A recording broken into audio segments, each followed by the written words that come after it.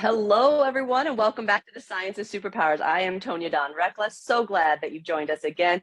Today, we're talking all about how humanity survives, right? How we survive this. Like, what are we doing, right? And I know that heating up, right? It seems like sometimes every time we open up an app or turn on the TV or whatever it might be, that it's like we're bombarded with information that we really aren't equipped to deal with, right? We're getting information that we don't have programs for, right? And it's short circuiting some of our systems. And so remember that all of that is going on. And here recently, as part of our celebration of the Men of Co-Creation, I had the amazing honor of talking with Ervin Laszlo again. This is the third time we've had him on the show. He is amazing. If you don't know Ervin, then go look him up, folks. 91 years old, still doing interviews, 109 books, multiple honorary PhDs, multiple countries that nominated this man for peace prizes. A few of them gave them to him. He got nominated twice in this country. This man has tirelessly been contributing to the future of humanity from the most uplifted and beautiful perspective, his existence, right? And that interview is amazing. Amazing. You're not going to want to miss it when it comes out. This man really tapping into him, and you get him going, and it's just amazing information that comes out. So be sure to check that out. And today we're going to sort of carry on with that conversation, because there we talk about, like, what do we do? What are we looking at moving forward, right? How do we do this? And he was pretty clear. We either change how we're doing things, or we know what's going to happen, right? We can kind of see it. It's not difficult if you look through evolutionary perspectives. We have to come together, right? Co-creation. Part of this walk, this evolution of ours, is to learn how to have these conversations together, how to create from a new place, how to say that doesn't work for all of us. It's never worked for all of us. Truthfully, it's probably never really worked well for any of us, but the perceived benefits allowed things to continue, right? Not knowing, not understanding, being ignorant to certain things, all of that's in there, and we're all reconciling those pieces right now, whatever our part was that we played in it. That's tough, right? Those programs are challenging. That's the very personal experience that we're going through, of like, what's going to happen? Are we going to survive, right? People are dying, right? People are hurting. People are confused. People feel alone, right? All of this, we can help, right? It doesn't change the fact that all of us are in the experience of it, which energetically creates some really challenging environments to be in. If you don't know how to ride those energetic waves, you probably are getting batted around a little bit, right? A little dimensional motion sickness going on as things are like, woo, woo. When our realities start shifting in front of our face, things change, right? I don't know that it always catches up that if we want to change, the world around us is going to change. Are we ready to watch that swirl in front of our faces? No, most people aren't. That's okay. It happens as slowly as it needs to for you. Recognize that's going on, right? If you're not consciously out there jumping those dimensional waves and quantum leaping into new realities, then you might not know what to do when those energetic waves come through you. So we respond in the way that we know how to respond, right? Most of us catch it at the emotional level. Some of us catch it at the physical level. We all catch it once it's out our mouth.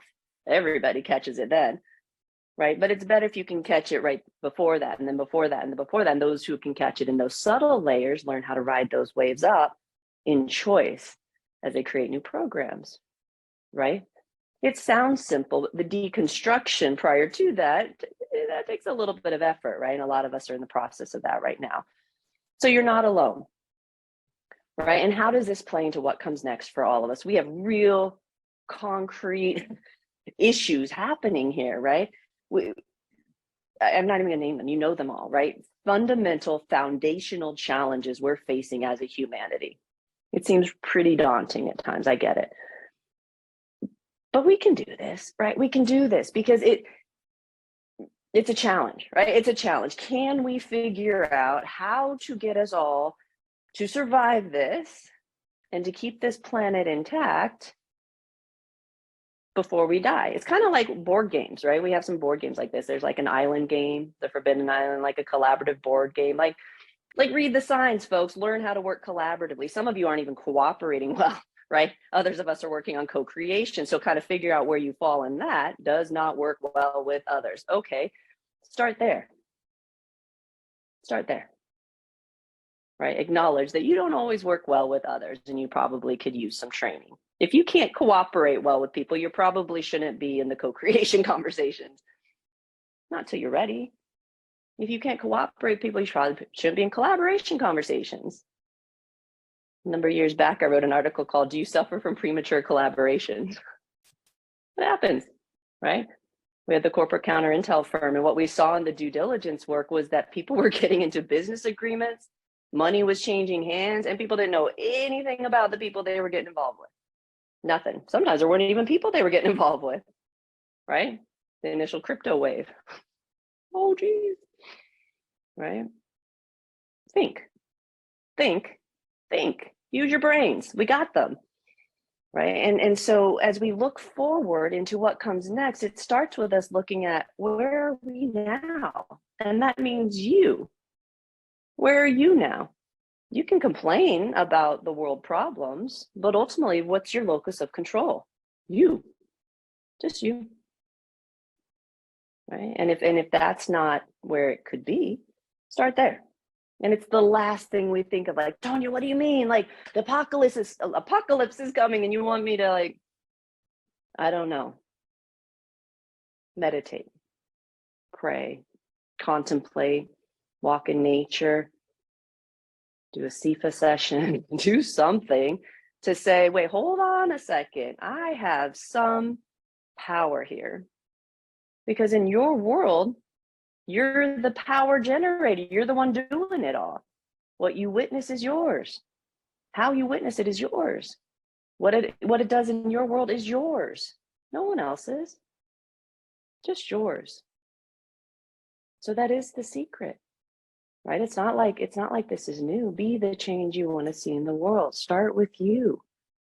If you want to get to the other side of this, learn how to love yourself. Learn how to love others. Learn how to love some kind of relationship with creation, spirit, God, essence, love, whatever that element is, the energetics, the field. Allow yourself to develop a relationship with the very essence that moves through us, however you call that, and watch what happens. It starts with us. Those are the waves moving through the world. Those waves move. They're neutral. What are you adding to it? When that wave comes through your system, what's it picking up from you? How clean is your system energetically? What are you holding on to? Right? What are you fighting? What have you not forgiven? What are you hurting from? When that wave comes through, think about it this way, parents, when that wave comes through you, it's touching your kids next. What are you putting in it? Spouses, when that wave comes through, it's going right to your spouse. You can say you want them to be a certain way. What are you doing to contribute to that? Employees, bosses, the people. We are the world. Everything comes from us. When that wave comes through you, what are you putting on it?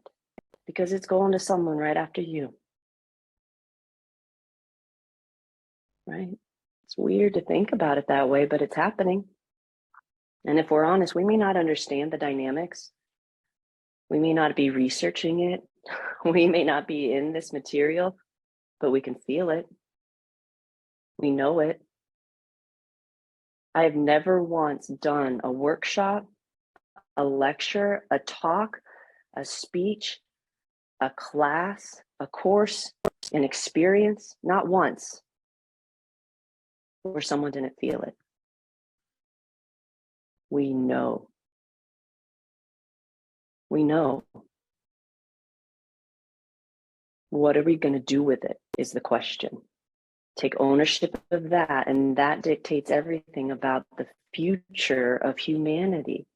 You are that powerful. You matter that much. That much.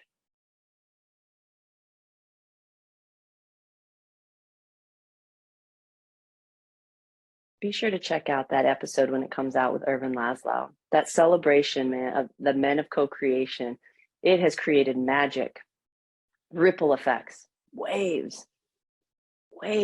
Did you not know that this many people were working behind the scenes on your behalf? So we have a chance. Whether you're working in the material sector, the virtual sector, or the vibrational sector, the amount of light you're pouring into a situation matters a whole hell of a lot right now. It matters. You're voting with that on what comes next for all of us. Choose wisely.